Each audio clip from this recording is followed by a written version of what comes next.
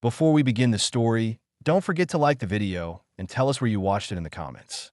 The late afternoon sun in Silver Creek threw sharp light across the street, bleaching the boards of the storefronts and lifting fine dust into the air every time a wagon rolled by. At the far end of town, doors had already been slammed shut one after another against the same figure.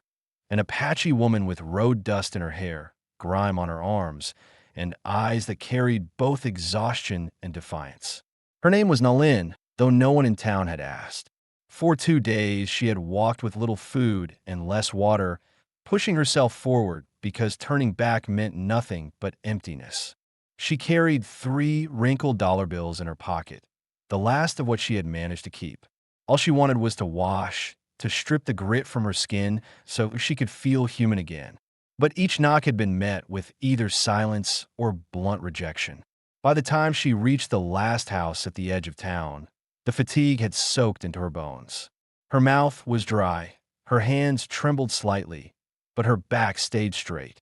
This house was different. It stood alone, with a corral stretched out beside it and a shed in back. No children ran in the yard. No voices called from inside. The place looked tended but quiet, like it belonged to a man who kept his own company. Nalin hesitated for a moment, knowing this might be her last chance. She lifted her hand and knocked firmly. Inside, Reed Walker heard the sound and froze in place. He hadn't had many visitors in the years since his wife, Martha, had died of fever. He had stayed in a house on the edge of Silver Creek because he didn't know what else to do, working the corral, mending fences, and going to town only when he had to. Silence had become his routine, and he carried it like a second skin. When a knock came, his first reaction was suspicion. Men from town rarely came without purpose, and strangers were even less welcome. Reed opened the door with caution. What he saw startled him enough to keep his hand on the frame. A woman stood there, dust caked in her dark hair, sweat streaked across her temples, and travel-worn clothes clinging to her shoulders. Despite her state, she stood upright, her eyes steady on his. Her voice was low and hoarse, scratched from dust, but it didn't waver. "I have $3," she said. "I only need a wash." Reed's throat tightened. He felt an old discomfort, something between wariness and a memory of kindness he hadn't practiced in years. He looked at the woman's face, then at her hands, which trembled slightly though she tried to hide it. He thought of the townsfolk who would not have spared her a word, let alone a drink of water. He also thought of the risk, taking in an Apache woman when half the town still measured her people as enemies. The moment stretched. The floorboard beneath his boot creaked as his weight shifted. Reed's mind raced. If he let her in, there could be talk in town, maybe worse. But if he turned her away, she might collapse not far down the road, and he would know he had done nothing. His late wife had always pressed him toward decency, even in small acts. That voice came back to him now, and he felt the shame of hesitation. Finally, he stepped back and opened the door wider. "Come in," he said. His tone was flat, but not unkind. Nalin's shoulders eased just slightly, though her face stayed composed.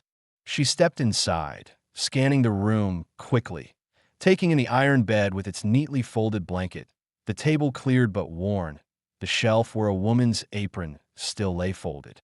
She noticed these things, but kept silent. The air smelled faintly of lye and wood smoke. The marks of a house still maintained, but heavy with the absence of its former warmth. Reed moved toward the stove, reaching for the kettle. He didn't look at her as he spoke. "There's a basin. I'll heat some water. Soap and towels are on the sideboard." Nalin nodded once. The tension in her chest loosened enough for her to breathe deeply. She placed the 3 crumpled bills on the table, not as a gift, but as proof that she wanted no charity, only a chance. Reed glanced at them, but said nothing yet. His jaw worked slightly as he set the kettle to boil. For the first time in years, the house carried the sound of 2 people moving in it, and both of them knew something had shifted, though neither spoke of it. Reed carried his grief quietly. Nalin carried her hunger and dust just as silently. Now, under the same roof, they both felt the weight of a decision that had brought them to this moment. Him to open the door, her to knock one last time. The kettle began to rattle on the stove, steam pushing at the lid, and Reed lifted it with a cloth and poured the water into the tin basin, then added a dipper of cold from the barrel to take the edge off the heat. The basin sat on a wooden table near the window where the light was still strong, showing every speck of dust floating in the air. Reed's movements were deliberate, his hands steady but his jaw tight, as if he were bracing against memories that threatened to rise. He placed a bar of lye soap and 2 towels beside the basin, then stepped back, unsure of what else to say. Nalin watched him quietly, her face unreadable but her thoughts racing. The silence of the cabin was heavy, carrying not only the smell of wood smoke and boiled water, but also the faint presence of a woman who no longer lived there. She had seen the apron folded neatly on the shelf, the kind of thing a man would not keep unless it belonged to someone he still mourned. She wanted to ask who the woman had been, but knew the question would cut too deep. Instead, she kept her focus on what she needed most: clean skin, a moment of relief, and the chance to hold on to her dignity in a town that had stripped her of it with every slammed door. She unpinned her hair, shaking out a curtain of black strands that spilled down past her shoulders, heavy with dust. She dipped her hands into the basin, the warm water clouding as she scrubbed her palms and face. The sting of the soap made her eyes water, but she did not stop. Reed stood near the stove, arms crossed, watching the way she worked with quiet determination. He realized then that she wasn't just washing off dirt. She was fighting to reclaim something the road and the townsfolk had tried to take from her. When she reached her shoulders and could not bend her arms enough to reach her back, she turned slightly, her voice low and steady. "Could you help with this part?" Reed's body tensed. His hand hovered in the air for a moment before he moved forward, taking the rough towel. He hesitated, staring at her back as though it were something forbidden. His wife had been the last person he'd touched with such care, and the memory of it tightened his chest. But the sight of Nalin's skin, marked by dust and faint bruises from travel, pushed him past his reluctance. He placed the towel against her shoulder blade and scrubbed gently, working downward with firm, practical strokes. The room was silent except for the sound of cloth against skin and the faint drip of water back into the basin. Nalin kept her gaze on the wall, feeling his hand move with restraint, but also with a strange kind of steadiness. She thought of how close she had come to collapsing on the road that morning, and now here was a man who, despite his own hesitation, was giving her the help no one else would. Her chest tightened with something she didn't want to name yet. When Reed set the towel aside, the basin water was the color of mud. He stepped back, his face unreadable but his shoulders stiff. She wrapped herself in the other towel, drying her arms and hair with slow, careful movements. Reed carried the basin to the back door, dumping the dirty water onto the dry ground where it sank quickly into the dust. For a moment he stood outside, breathing in the sharp air, fighting the thought that he had just let someone into his home in a way that would change everything. Inside, Nalin dressed again in her worn clothes, though now they felt different against her clean skin. She gathered the $3 bills from the table and pushed them toward him.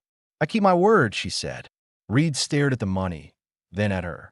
His first instinct was to take it because payment meant boundaries, meant this was just a transaction. But something about the way she stood, shoulders squared, eyes steady, reminded him that she wasn't asking for pity. She was demanding to be treated with respect. Still, his own sense of decency stirred, and he slid the bills back across the table. "Keep it," he said. "Water and soap aren't worth $3.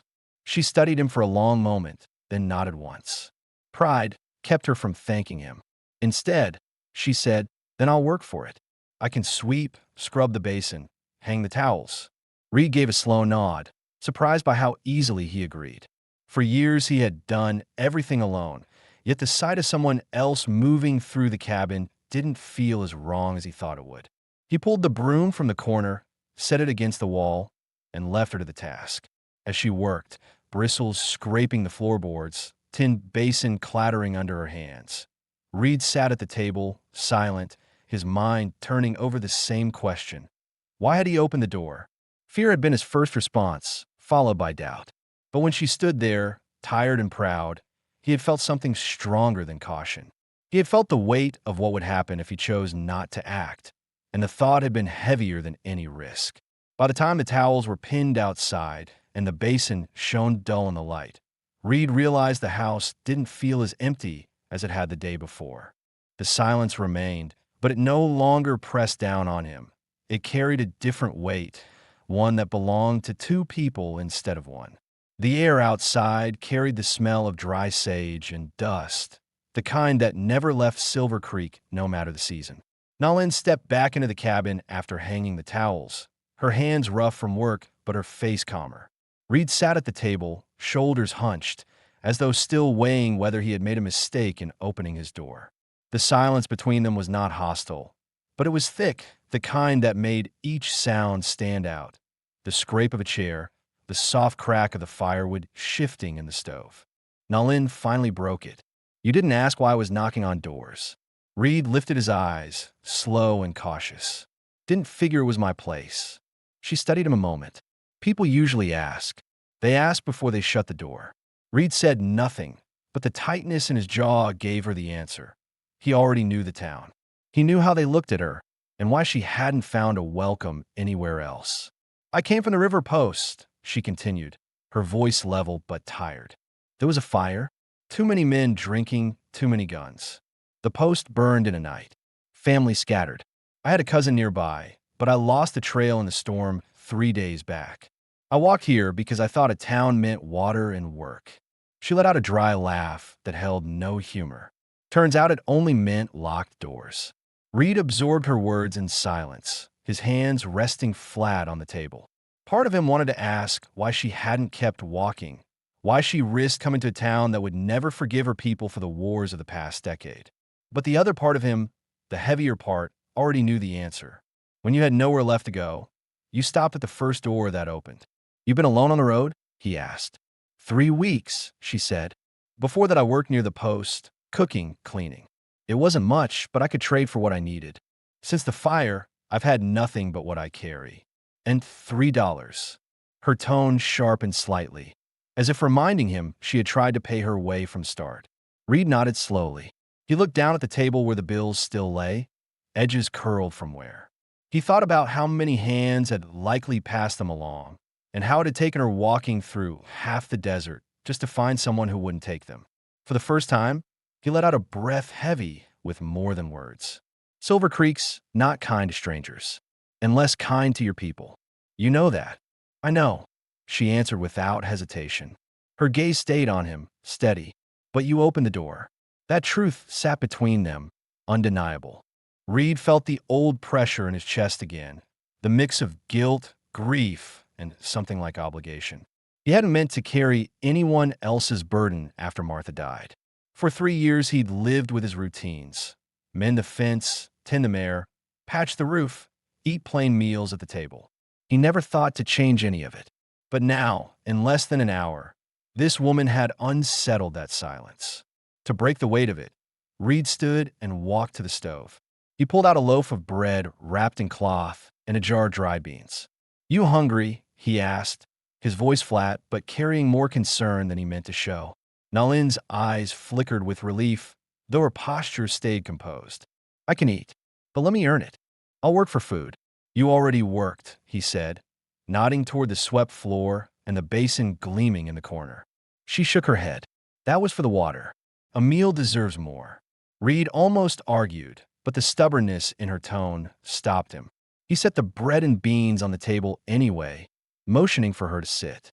She hesitated, then took the chair across from him. The meal was plain, hard-crust bread and beans boiled soft, but when she bit into it, her jaw tightened against the simple relief of eating after days of hunger. Reed ate quietly too, watching her without making it obvious. The fire cracked. Outside, a coyote yipped once in the distance, then faded into the night. When the meal was done, Nalin spoke again, her tone measured. "If I stay, even for a day, will the town come knocking at your door?" Reed leaned back, his arms crossed. He considered the question, the risks. "They'll talk," he admitted. "They'll talk plenty. Some might try to stir trouble. But Sheriff Pike, he's fairer than most. Long as there's no fight, he won't put his hand in it. And I don't answer to the storefront gossips." Her eyes softened slightly, the first sign of trust since she'd arrived. Then I'll stay until morning. After that, we'll see. Reed gave a slow nod, though inside he felt the weight of what morning might mean. He didn't know yet if he wanted her gone or not. What he did know was that his house no longer felt like just a shell filled with memories. It felt unsettled, alive in a way that was both unsettling and not unwelcome. That night, he laid a spare blanket on the pallet near the stove. "You'll be warm enough here," he said. She accepted it without a word, lying down with her hands folded on her chest, her breathing evening out as exhaustion pulled her under. Reed sat on the step just outside the door, staring into the dark pasture, the mare shifting in her stall, the wind carrying dry dust across the yard. He asked himself the question again. Why had he opened the door? But no answer came, only the quiet knowledge that he had, and that had already tied him to something larger than he had planned. Morning brought a sharp chill that cut through the gaps in the cabin's walls. The fire in the stove had died down to ash, and the smell of smoke lingered faintly in the air. Reed woke first, moving with the quiet steps of a man used to living alone. He found Nalin still asleep on the pallet, one arm folded across her chest, the other resting by her side. Her breathing was steady, but her face carried the tightness of someone who never truly let her guard down, even in rest. For a moment, Reed watched her, uncertain if he should feel uneasy or relieved that she had spent the night under his roof. When she stirred awake, she sat up quickly, eyes scanning the room as if to confirm she was still safe. Reed offered her coffee, black and bitter, poured into a tin cup. She accepted it, her hands wrapping around the metal to draw in the warmth. The silence between them carried weight, but it wasn't empty. It was full of questions neither of them had asked yet. After the meal of beans and bread left over from the night before, Reed stepped outside to check the yard. The mare shifted restlessly in her stall, ears twitching. Beyond the corral, dust drifted from the town road. Two men stood near the general store, their hands in their pockets, talking low while glancing in the direction of the Walker place. Reed had noticed them the evening before, loitering with nothing to do. He knew the look. They were spreading word already. By mid-morning, the town's gossip had made its way to Sheriff Ezra Pike. Pike wasn't a man to waste time on rumors, but Silver Creek was small, and when a stranger showed up, an Apache woman, no less, the council expected him to pay attention. Pike saddled his horse and rode slow toward the edge of town, not rushing but not ignoring either. His presence was meant to calm talk before it boiled over. Reed was repairing a loose hinge on the yard gate when Pike rode up. The sheriff dismounted with the steady gait of a man who had seen more disputes than he cared to count. His voice was calm but direct. "Morning, Reed. Heard you've got company." Reed stood straight, the hammer still in his hand. "You heard right." Pike's eyes flicked past him, catching sight of Nalin near the wash line, pinning up the towel she had used the night before. She looked back at him, her face calm, neither hiding nor challenging. Pike tipped his hat in her direction, then turned back to Reed. "Some folks are uneasy," Pike said. "They think trouble follows where it isn't wanted." Reed's jaw tightened. "She asked for water. That's all. I don't see a law against it." "There isn't," Pike answered, his tone even. "I just need to make sure this doesn't turn into something bigger. You know how this town gets when folks don't understand a thing. They talk it into a fire." Reed set the hammer down and looked the sheriff square in the eye. "I opened my door because no one else would. She's not causing trouble. If anyone comes here looking to start it, that's on them, not her." Pike studied him for a long moment, then nodded once. He had known Reed for years, had seen him sink into silence after Martha's death, and he respected the man's stubborn sense of right and wrong. "I'll tell folks I checked in. That should cool things down. But if someone does push, you come to me first. Don't handle it on your own." Reed gave a short nod. "I hear you." The sheriff mounted his horse again, tipped his hat once more toward Nalin, and rode back to town, his figure shrinking against the dry horizon. When Reed turned back, Nalin was standing near the wash line, her hands still on the clothespins. "You think the town will leave it at that?" she asked. "No," Reed said honestly. "They'll talk more before they talk less. But Pike's a fair man. He won't let them push past words." Nalin's face showed no fear, only the guarded look of someone who had lived her life under suspicion. I've heard talk before. Words don't break skin, but they can make a man forget his own judgment. Reed knew she was right. He had seen it himself. How rumor could turn men foolish faster than whiskey. He felt a flicker of something in his chest then, not quite fear, but responsibility, the weight of having let her in and knowing the town would not forgive it easily. That evening, after chores were done and the last light faded from the sky, Nalin sat by the stove, mending one of Reed's old work shirts. Her hands were quick and precise, the needle moving with practiced efficiency. Reed sat across from her, staring at the fire, the day's exchange with Pike running through his mind. He wondered what Martha would have said if she had seen this moment. An Apache woman in their home, stitching his shirt while the town whispered outside. He couldn't answer that, but what he did know was simpler. The house no longer felt empty, and for the first time in years, the silence didn't feel like a weight he had to carry alone. The next morning, Reed stepped outside before the sun cleared the ridge. The air was cold, the kind that made breath hang white in front of him. He carried the feed bucket to the corral, listening to the steady thump of hooves as his mare shifted impatiently. When he glanced back at the cabin, he was surprised to see Na Lin already awake, sleeves rolled, drawing water from the pump. She had tied her hair back, her movements brisk and efficient. And for a moment Reed just watched, realizing she knew how to work as if she belonged on land like this. "Pump squeaks," she said over her shoulder without looking at him. "Leather washers cracked. I can cut a patch from a strap."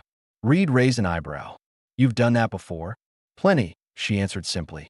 "My uncle kept a line camp near the hills. Nothing worked unless we fixed it ourselves." That detail caught Reed off guard. In town, people assumed all Apache lived wild, moving from place to place. The truth was sitting in front of him now, a woman who had spent years doing the same hard labor any ranch hand would, probably better than most. He nodded slowly. "Straps in the shed.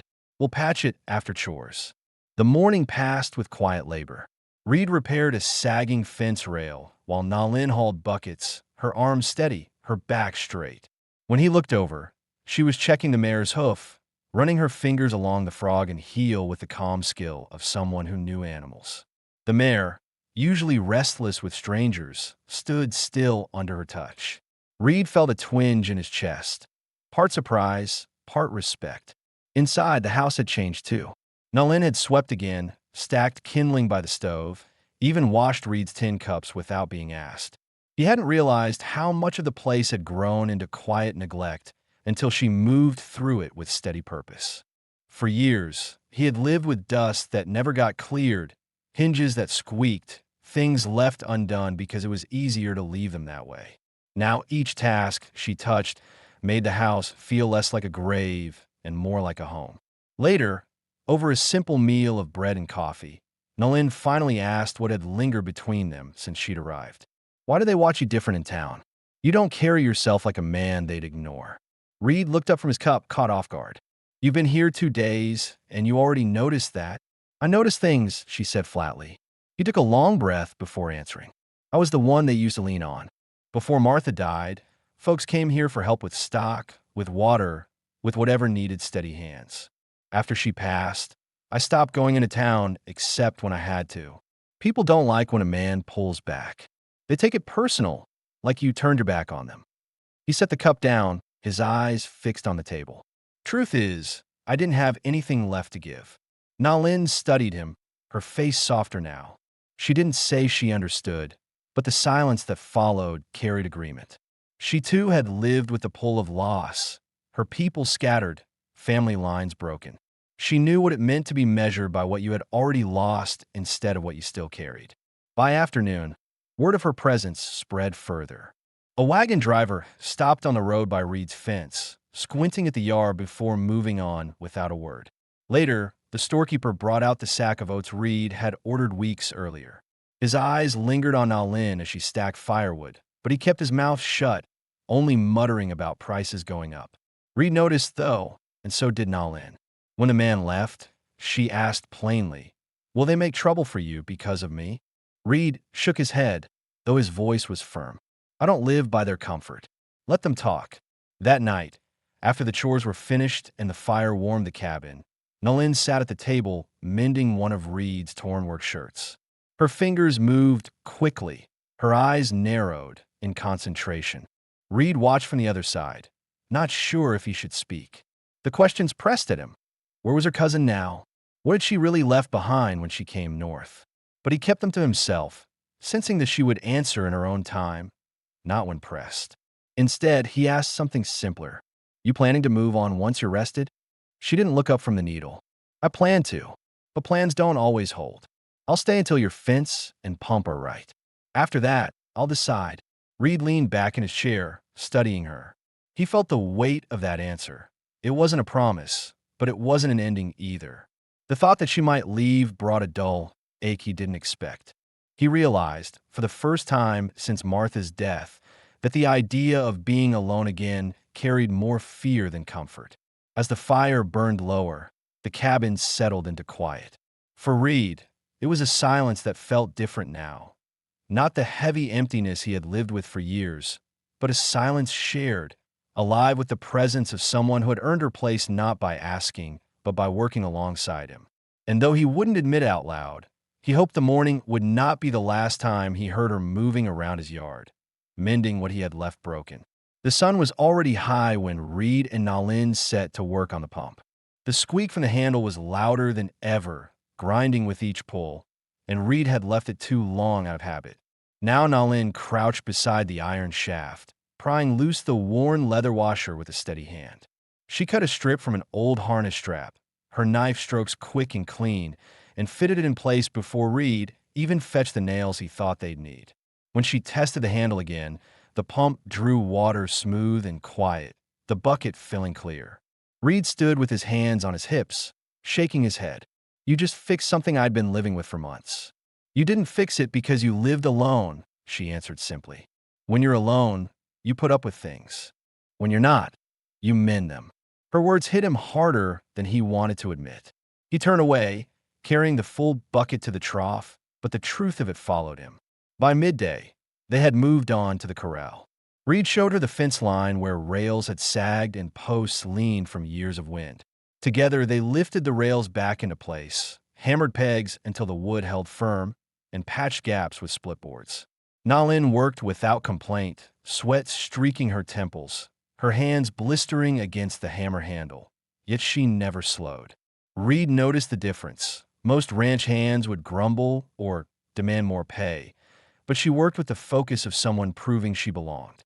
Inside the house later, she mended tack with neat, precise stitches. Reed watched her from the table as he sharpened a knife. The silence felt different now. No longer heavy but steady, each sound purposeful. The scrape of the blade on stone, the pull of thread through leather. He caught himself thinking that the cabin hadn't felt this alive since Martha was there, though in a different way.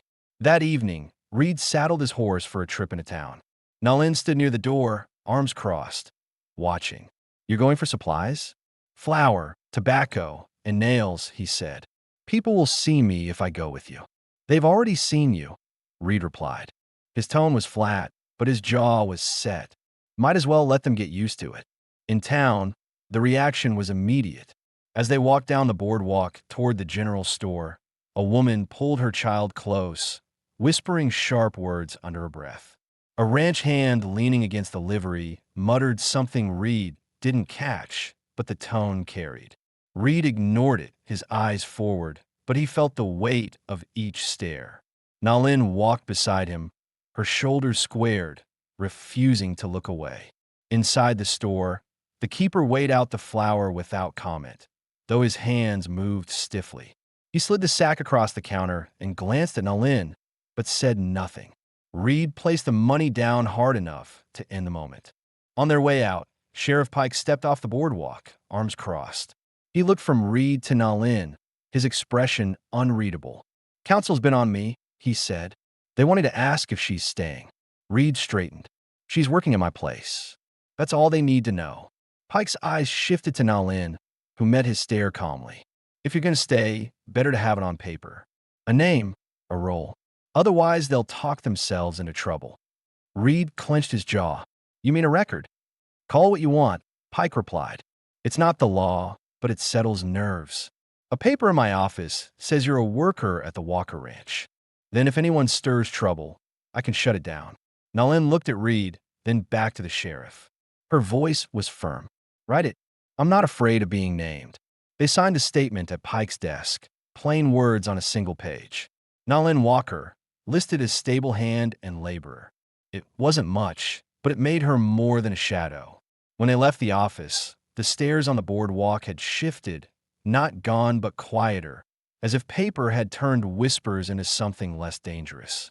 That night, back at the cabin, Reed set the signed paper on the shelf where Martha's apron had been. He looked at it a long time, then closed the shelf door without saying anything.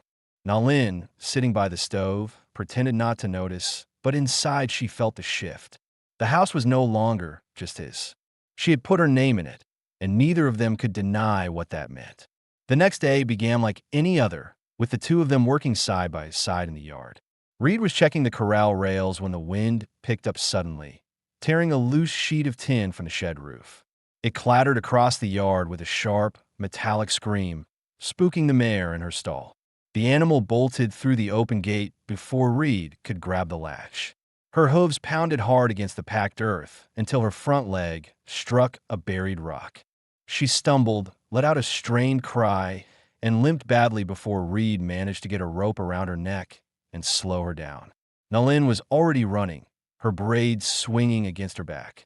She crouched beside the mare, her hands steady, her voice low and calm. "Easy, girl, easy."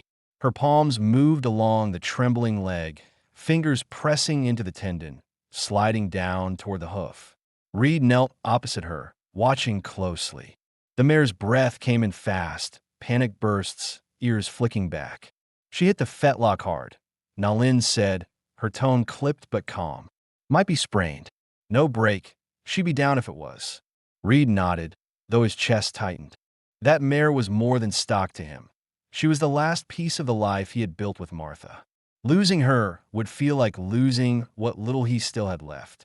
He grabbed a rag, dipped it in the water trough, and handed it to Nalin. She pressed it gently against the swelling, then reached into the small bundle she kept in the cabin. From it she pulled a length of cloth, worn but strong, and began wrapping the leg with slow, practiced turns. Reed watched in silence, surprised by how sure her movements were. "You've done this before?" "My uncle bred ponies," she answered without looking up. "We tended to every injury with what we had. There's no doctor on the plains." Reed's respect deepened. He had taken her in thinking of her as a burden the town would scorn, but in this moment she was the one holding his world steady. The mare settled under her touch, breathing slower, eyes less wild. Nalin stroked her neck, whispering something Reed couldn't catch, words from a language he didn't know but understood all the same. When they finally led the mare back into the stall, spreading fresh straw under her legs, Reed leaned against the rail and let out a long breath he hadn't realized he was holding. His shirt clung to him with sweat, though the day was only just warming. He looked at Nalin, who wiped her hands on her skirt and stood straighter, her face calm, but her shoulders tense with the effort.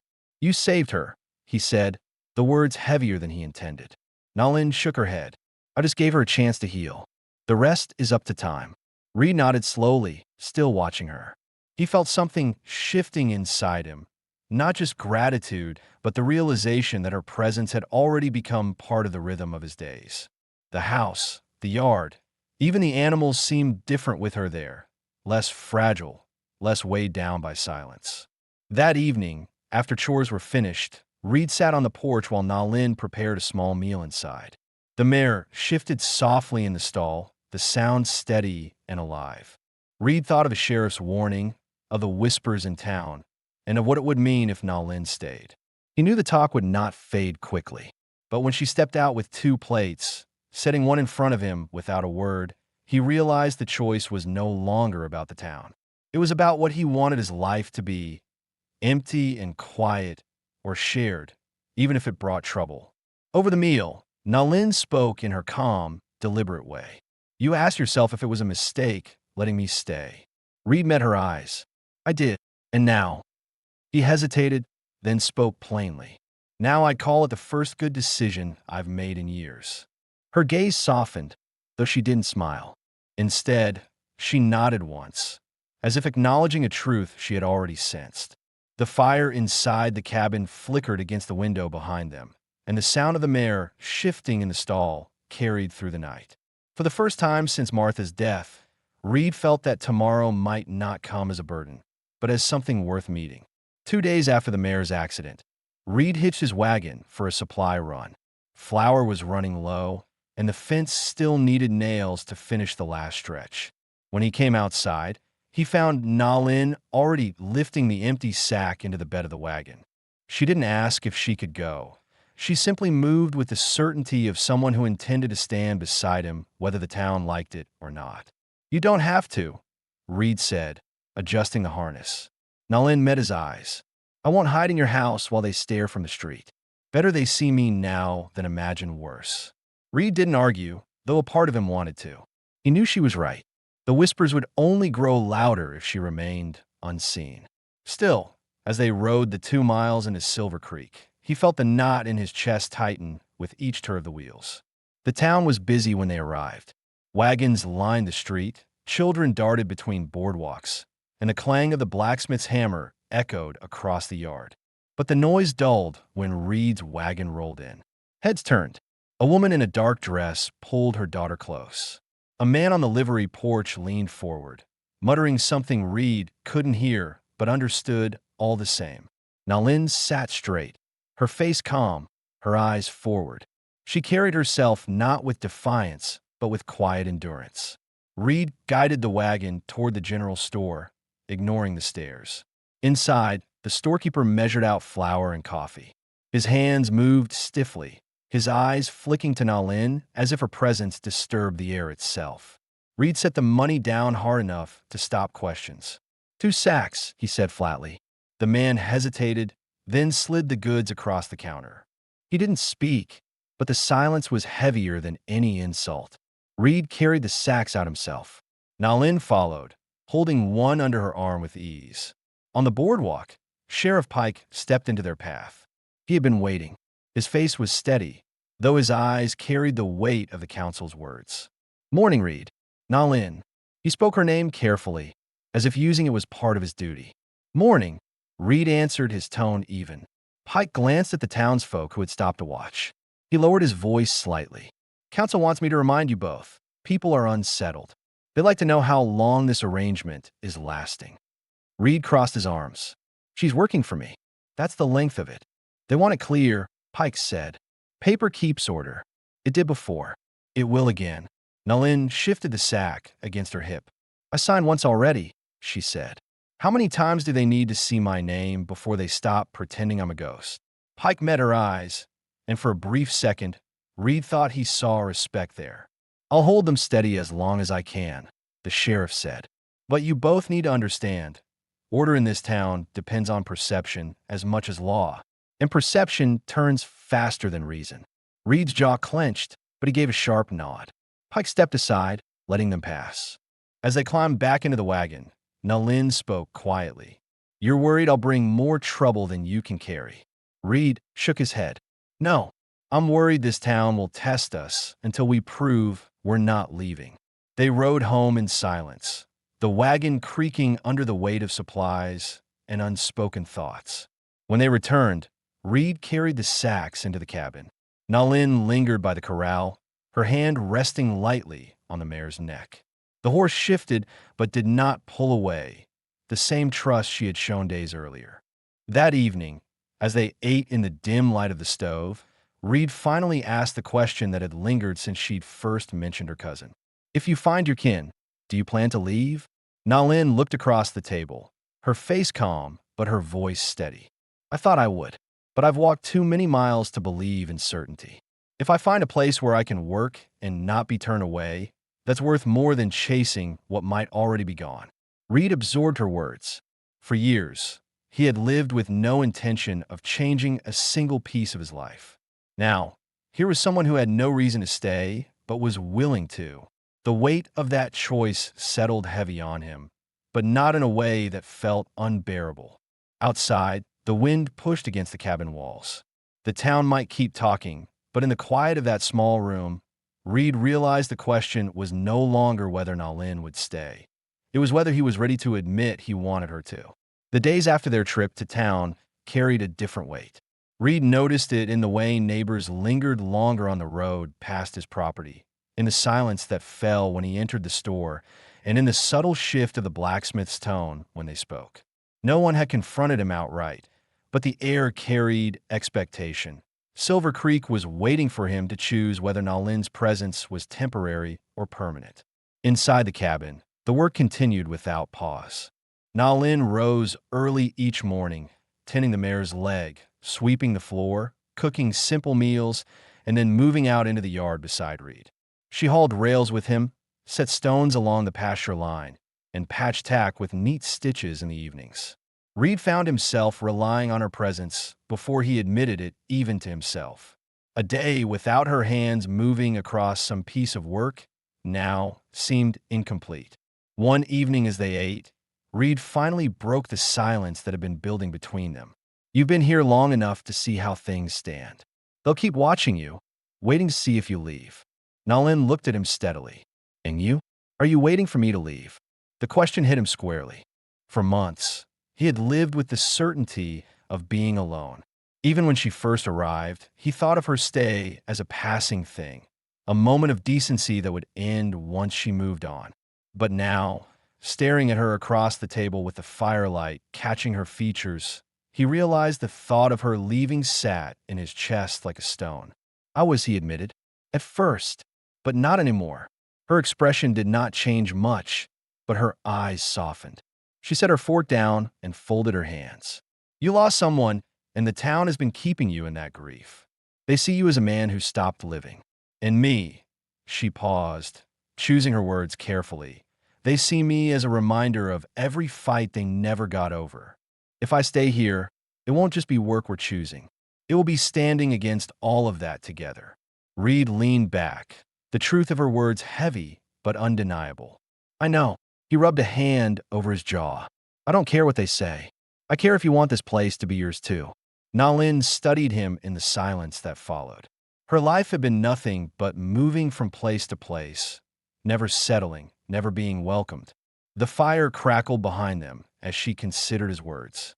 "If I stay, it will not be as a hired hand or a guest. I won't carry water for a man's pride.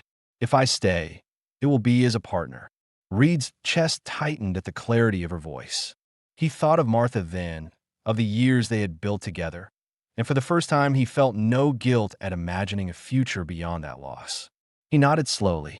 "Then partner it is." The next morning, the decision was put to its first test. A group of townsfolk rode out toward Reed's land, 2 ranchers and the storekeeper among them. They stopped by the corral, their expressions cautious but sharp. Reed met them at the gate, Nalin standing at his side. The storekeeper spoke first, his voice carrying the weight of gossip turned to demand. "Reed, folks are saying this arrangement isn't right. She doesn't belong here." Reed's jaw tightened, but before he could answer, Nalin spoke. Her tone was calm, but her words left no space for dismissal. "I work this land same as him. I mend, I build, I care for the animals. If you want to say I don't belong, then you're saying the work itself has no place here."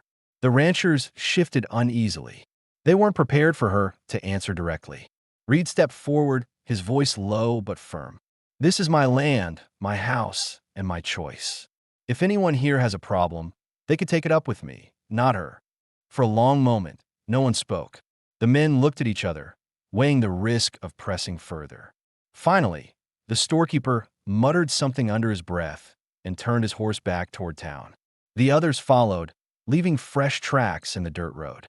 When the sound of hooves faded, Reed exhaled slowly. Nalin glanced at him.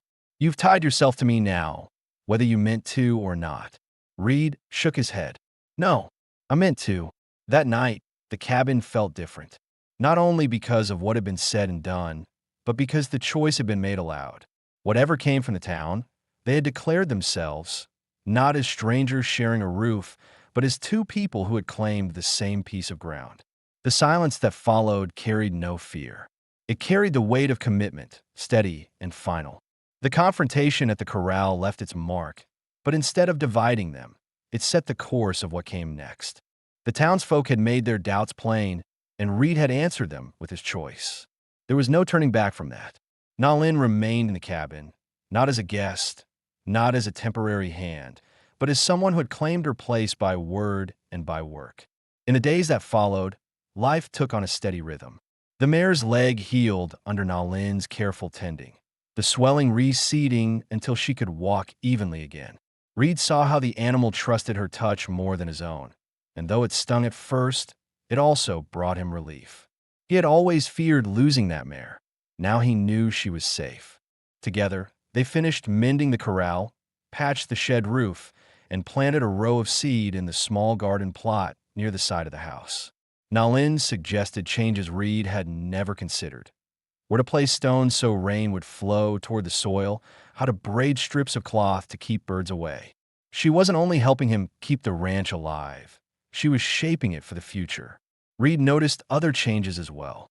He had once avoided the store, the saloon, and even Sunday gatherings, too weighed down by Martha's absence. But when Nalin suggested walking the fence line together through town's side, he didn't hesitate. People still stared, but the stares began to soften, turning from sharp judgment to quiet observation. The sheriff, true to his word, kept the peace.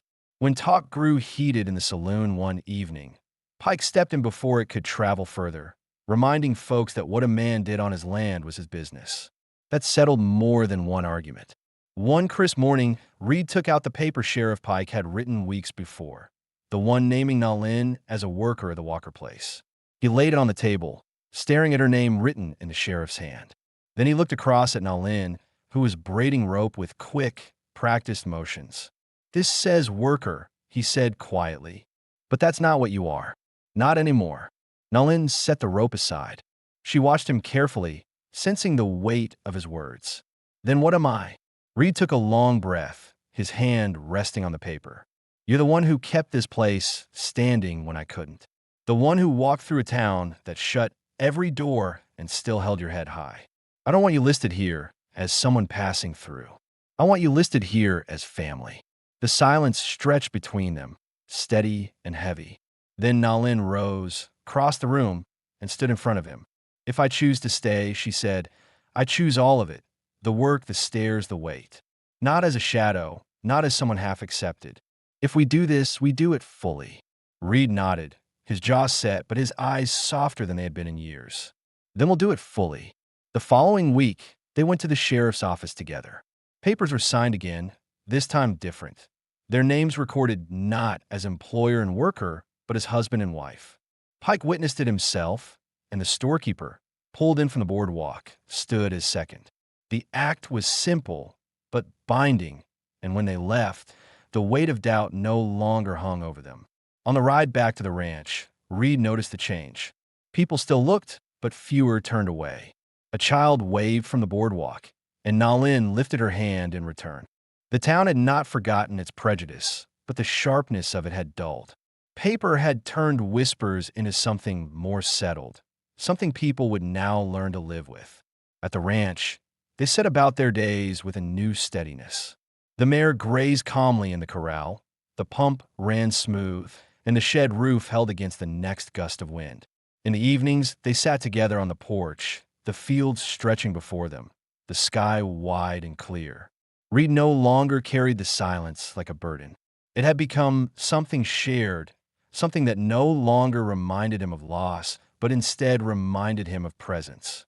One bright afternoon, as the sun stood high overhead, Reed reached into the Bible on the shelf and pulled out the $3 bills Nalin had first offered him at his door.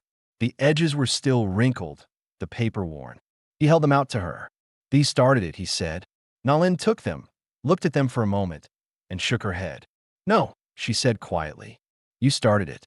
By opening the door, she placed the bills back on the table. "Keep them." A reminder that sometimes what seems small becomes everything. Reed didn't argue. He set the bills back where they had rested for weeks. He knew she was right. By the first frost, the cabin no longer felt like a place half frozen in memory. It felt lived in again, shaped by two people who had chosen to stay, not out of desperation, but out of will. The town, in time, adjusted. The gossip faded. And on Sundays, Reed and Nalin walked the fence line together, their steps in rhythm, their silence steady. Not empty, not heavy, but whole. The story that had begun with a desperate knock and three wrinkled dollars closed not with questions, but with certainty. They had built something worth keeping. And for the first time in years, Reed Walker could look at tomorrow without dread, knowing he was no longer facing it alone.